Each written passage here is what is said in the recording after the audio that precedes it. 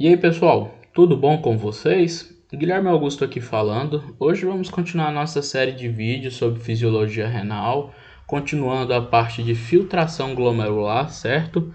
E aí pessoal, também dando continuidade na parte de regulação, só que agora a gente vai falar o que? Sobre a autorregulação. Antes da gente continuar o vídeo, pessoal, se inscreva no nosso canal, dá essa moral aí pra gente, beleza? Então vamos lá, ó. Qual é a importância de eu entender, qual é a importância de eu ter essa autorregulação? O Guyton traz um exemplo que eu acho que ele é muito feliz nesse exemplo, que é o quê? Um paciente com uma pressão sistólica aqui, né?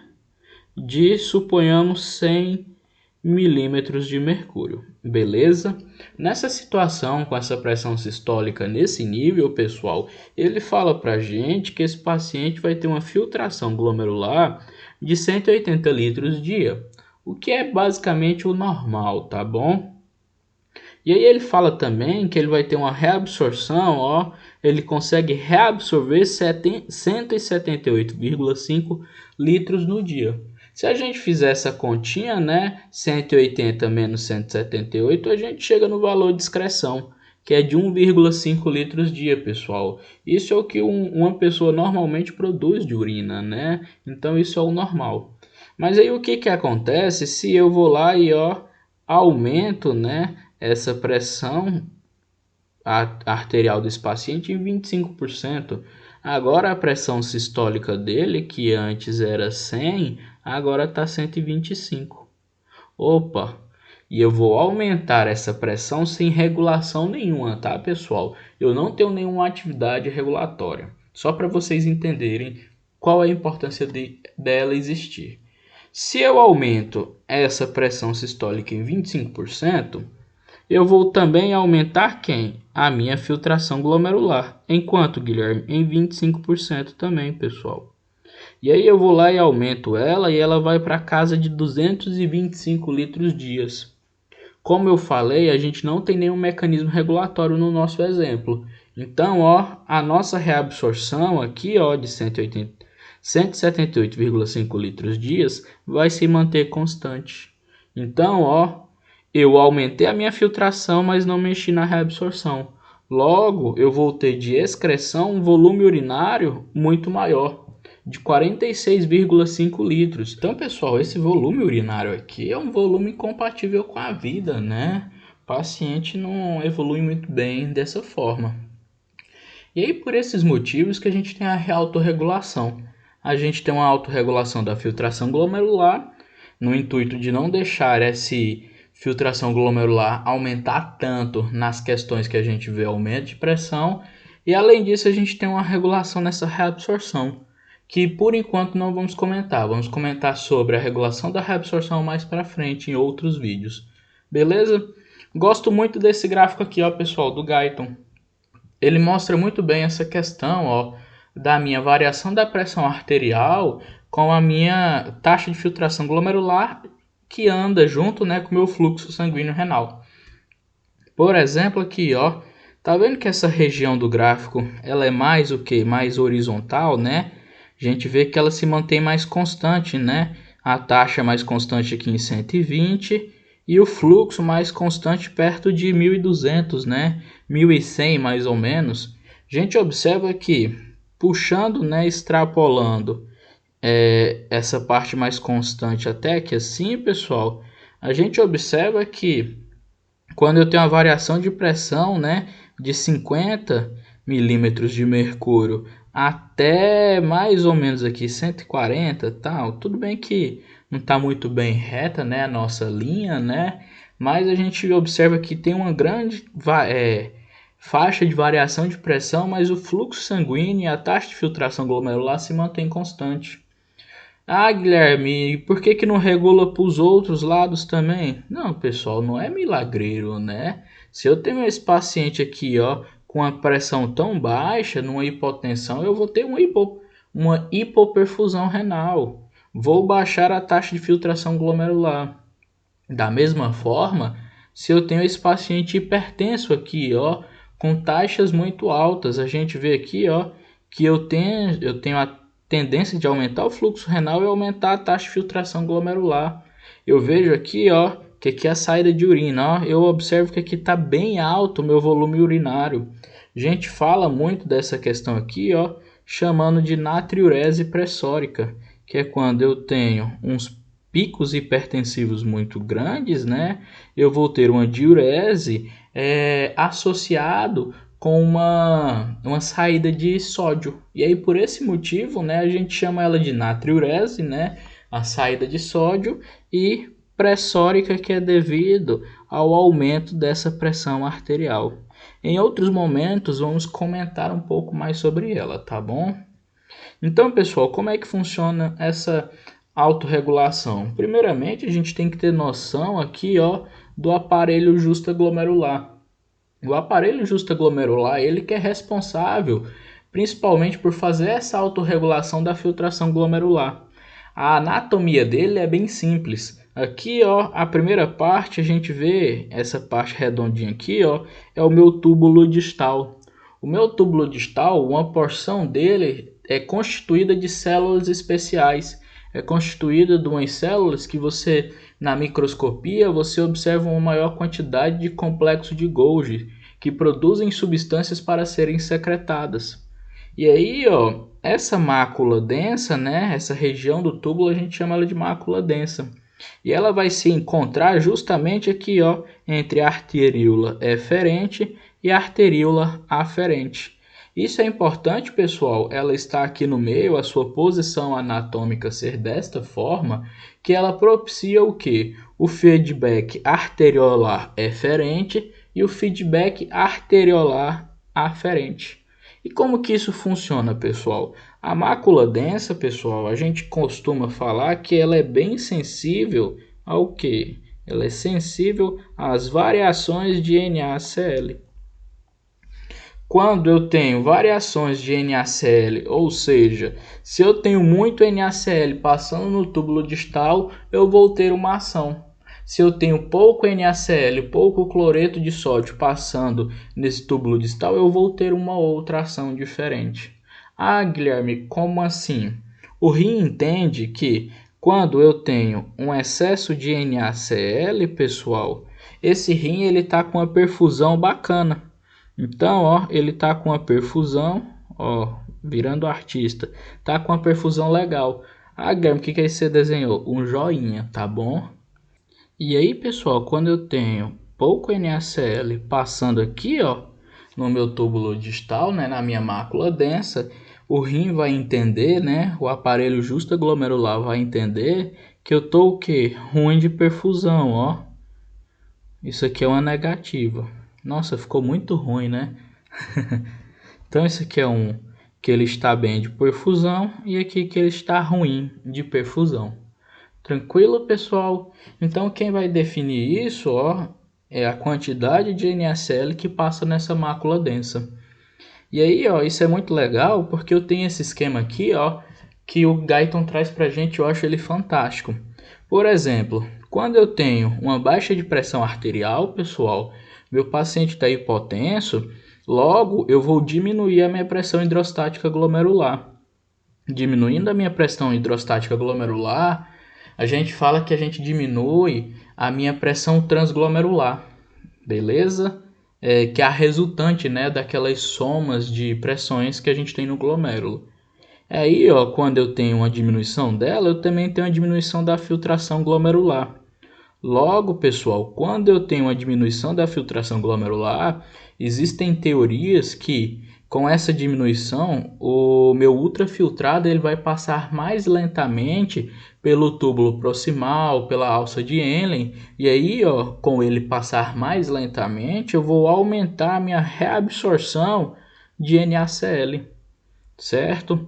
Opa, aumenta a minha reabsorção de NaCl, junto também com que eu estou filtrando menos, né? Soma essas duas coisas, eu vou ter o que? Um menos estímulo, né? Menos NaCl passando pela mácula densa. Ou seja, o rim vai entender que eu estou com uma baixa perfusão. O que ele vai fazer, pessoal? Ele vai fazer duas ações. A primeira ação, ele vai estimular o feedback arteriolar aferente. ele vai fazer o que? Ele vai diminuir a resistência na arteríola aferente. Guilherme, o que ele faz então? Então ele faz uma vasodilatação da arteríola aferente. Vasodilata a arteríola aferente. Lembra que quando eu vasodilato a arteríola aferente, a tendência minha é o que? Eu aumentar a pressão hidrostática glomerular. De fato, eu necessito de aumentar essa pressão hidrostática, por quê? Porque eu necessito o quê? Aumentar a filtração glomerular que já está baixa, porque eu tenho essa pressão que eu quero aumentar aqui também baixa. Beleza? Essa é a primeira ação. A segunda ação, pessoal, elas acontecem concomitantemente, tá? Mas eu estou explicando por partes para não confundir muito, tá? A segunda ação é eu liberar o que? Renina. Lembra que eu falei que na mácula densa eu tenho células especiais que é rica, né, na organela do aparelho de Golgi, né? Ou seja, a gente vê que é uma célula que é rica em uma organela que faz secreção, onde é armazenado a renina. A renina, pessoal, agora eu vou mostrar para vocês como é que é o esquema todo, mas ela vai propiciar o aumento da angiotensina. E aí a gente viu no vídeo passado que essa angiotensina ela é um forte vasoconstrictor. E ela vai lá e faz o que? Ela aumenta a resistência na arteríola eferente. Ou seja, ela faz uma vasoconstrição, só botar constrição, né? Aonde? Na minha arteríola eferente. Logo, pessoal, se eu faço uma vasoconstricção na arteríola eferente, eu não vou deixar aquele fluxo de sangue sair de plasma, né, sair do meu glomérulo. Logo, eu vou também aumentar a minha pressão hidrostática glomerular, que é o que está baixo aqui no nosso exemplo. Beleza? Tranquilo? Então, o aparelho justaglomerular ele vai lançar mão dessas duas formas na tentativa de, numa hipotensão, não caia a nossa filtração glomerular, não caia a perfusão renal. Beleza? E Guilherme, como é que funciona esse sistema aí da renina? Pessoal, a gente tem, acho que é o sistema mais famoso que existe na medicina, que é o sistema renina, angiotensina, aldosterona. Eu não vou focar muito nele agora, tá? Eu vou explicar ele um pouco por cima, porque tem outros vídeos que a gente comenta ele, mas é basicamente assim, pessoal. Eu tenho a queda da pressão que a gente viu, né? A mácula densa ela é estimulada e começa a secretar a renina. A renina, quando chega no plasma, ela vai encontrar o angiotensinogênio, que é produzido aonde, Guilherme? É produzido lá no fígado. Beleza? O angiotensinogênio, pessoal, quando ele encontra com a renina, ele vai ser clivado e aí ele vai se transformar na angiotensina 1. Contudo, essa angiotensina 1, pessoal, ela não tem muito efeito. Então eu necessito, de uma enzima que vai fazer a conversão da angiotensina 1 em angiotensina 2. Essa enzima a gente chama ela de enzima conversora da angiotensina. E é justamente o local onde o meu IECA, né? O meu IECA, que é o captopril, o enalapril, o ramipril, os prios da vida, vão agir. Essas medicações, elas agem aqui, inibindo o que? A minha enzima conversora de angiotensina. Beleza? A angiotensina, depois de formada, né, a angiotensina 2, ela vai ter algumas ações, pessoal. Uma delas, ela fazer vasoconstricção sistêmica, né, e também faz vasoconstricção lá na minha arteríola eferente. Lembrando que para eu aumentar a filtração glomerular, eu tenho que fazer vasoconstricção na eferente e vasodilatação na aferente. Comentamos no vídeo passado que a angiotensina não tem tanto ação assim na aferente, tá bom? E além disso, pessoal, a angiotensina também vai agir aonde? Na suprarrenal, onde vai estimular o córtex da suprarrenal a produção de aldosterona, que vamos conversar mais à frente sobre ela. Beleza? Tranquilo? Então, o resumo básico do sistema renina-angiotensina é isso, pessoal. E aí, existem outras coisas que também ajudam nessa regulação. Uma teoria que é bastante falada é o que a gente chama de teoria miogênica, pessoal. O que significa essa teoria miogênica? Ela é basicamente uma contração reflexa. A gente sabe que quando a gente tem musculatura lisa e eu contraio ela, né, eu estiro ela, ela de volta, né, ela faz uma contração reflexa. Não é à toa que quando você tem uma alimentação copiosa, né, ou então quando você está com seu intestino cheio, esse intestino vai distender e aí, quando ele distende, ele faz a contração, fazendo os movimentos peristálticos. Isso nada mais é do que uma contração miogênica. Então, quando eu falo de vaso, que também é formado por tecido muscular liso, eu faço uma desculpa, eu tenho muito líquido, né, muito sangue naquele vaso, eu vou distender aquele vaso. Em contrapartida, o vaso faz uma contração reflexa. E aí, ó, ela serve também de certa forma para regular a minha filtração glomerular. Cuidado, olha o que eu falei, de certa forma, tá, pessoal? Essa teoria aqui, ó, ela é muito contestada. Ela é muito contestada por muitos fisiologistas. Contestada. Por que ela é muito contestada, Guilherme? Porque só o fato de eu fazer um estiramento do meu vaso não serve de regulação nenhuma. Então ela não é capaz de regular. Então o pessoal fala muito nela como efeito protetor de de altas pressões, tá? Ou seja, quando eu tenho picos hipertensivos muito grandes, é, esse efeito protetor da teoria miogênica faz com que eu não tenha uma lesão renal mais séria. Beleza? Uma coisa que é bacana a gente comentar é em relação à alta ingesta proteica e à glicemia alta. O que acontece nestes dois exemplos? Por exemplo, na glicemia alta, pessoal, o meu paciente ele vai ter um excesso de quê? De glicose no sangue, né? Beleza? Quando ele tem esse excesso de glicose, essa glicose vai ser filtrada, certo? Da mesma forma, é o que? O paciente com alta ingesta proteica. Esse paciente com alta ingesta proteica, ele tem o que? Um excesso de aminoácidos no sangue. E aí, ó, o aminoácido e a glicose são duas substâncias que são filtradas facilmente. Só que essas substâncias que são filtradas facilmente, pessoal, como o aminoácido e a glicose, elas são de fundamental importância para o meu metabolismo, seja energético, seja estrutural, né? Aminoácido formando enzimas e etc., que vocês veem na bioquímica. Então é algo que eu não posso jogar fora. Então eu tenho necessidade de reabsorver, ó, de fazer uma reabsorção completa da glicose e do aminoácido.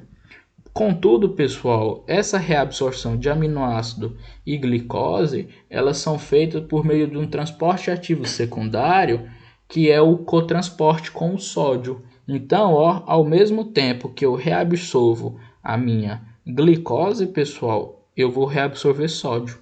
Da mesma forma que eu reabsorvo o meu aminoácido, eu também vou reabsorver sódio.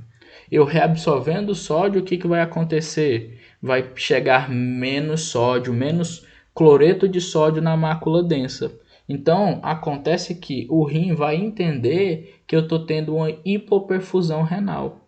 Ah, Guilherme.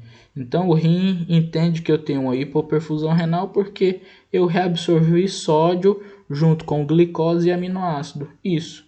E aí, o que ele faz? Ele vai lançar a mão, ó, aumentando o que? A minha taxa de filtração glomerular. Por isso que o paciente com glicemia alta, ele tem o que? Polaciúria, tem poliúria, tem polaciúria, tem nictúria, todos os úrias, né, os P's da diabetes. Da mesma forma, é aquele paciente com alta ingesta proteica, aquele paciente que acabou de almoçar e mandou ver no rodízio. Da mesma forma acontece. Eu não coloquei aqui, isso até é um vacilo meu, tem em contrapartida isso, pessoal, aquele paciente que por algum motivo está com metais pesados no seu sangue ou algumas substâncias lesivas no sangue que fazem mal para o rim. Como assim, Guilherme? Se eu tenho, por exemplo, um excesso de iodo, né, no meu sangue, um exemplo, um excesso de contraste, que eu fui fazer um exame contrastado, esse contraste ele vai ser filtrado. Esse contraste ele vai ser filtrado e ele vai chegar lá nas minhas células renais, nos meus túbulos renais e vai destruir esse túbulo renal. Quando eu destruo esse túbulo renal, né, eu faço uma necrose tubular, né, eu vou ter o que? Uma ausência de reabsorção de sódio. O meu sódio não vai ser reabsorvido, por quê? Porque eu não tenho célula para reabsorver. Então, se eu não reabsorvo o sódio, ele vai chegar em excesso lá na minha mácula densa. E aí a mácula densa vai entender que eu estou tendo o quê? Uma pressão alta, que eu estou tendo um rim muito perfundido. E aí ela lança mão de mecanismos que fazem o quê? Que fazem é baixar a taxa de filtração glomerular. Por isso que o paciente que está fazendo uma lesão renal aguda, por exemplo, com contraste, que é muito comum se você não faz os cuidados direito, esse paciente evolui para uma IRA, né, para uma lesão renal e pode até inclusive evoluir para uma DRC. Então, muito cuidado com isso, tem uma aplicação prática muito grande. Pessoal, era isso que eu tinha para comentar aqui com vocês. Espero que tenham gostado do nosso vídeo de hoje. E é isso aí. Grande abraço a todos. Até mais.